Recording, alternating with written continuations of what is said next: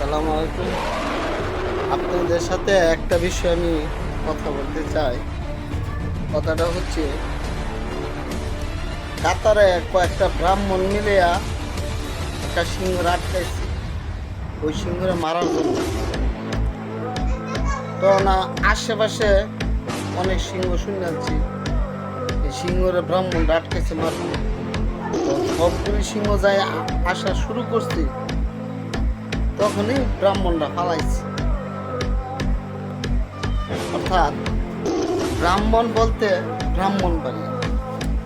আরে বেটা, তোদের আগে ব্রাহ্মণের পরিচয় দিয়ে তারপরে জেলার নাম বলছে।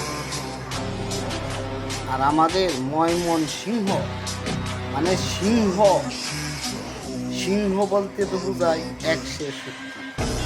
তাই ভাই ব্রাহ্মণ বাড়িয়ারা সিংহরে দেখিয়া সবচেয়ে সেলুট করে।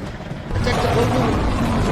যদি এক ব্রাহ্মণ জঙ্গল দিয়ে হেঁটে যায়, সামনে তার সিংহ পড়ে, তখন ব্রাহ্মণের কি অবস্থা হইব? নিশ্চয়ই দুটি খুললা পালাইব, আর নাহলে দইরা অর্থাৎ সিংহ দেখিয়া ব্রাহ্মণ ভয় পায়। এটাই বাস্তব। তাই ব্রাহ্মণ বলে বাইরে বলছি, ময়মন সিংহকে নিয়ে একটা অল্প, আর ময়মন সিংহ মানে সিংহ।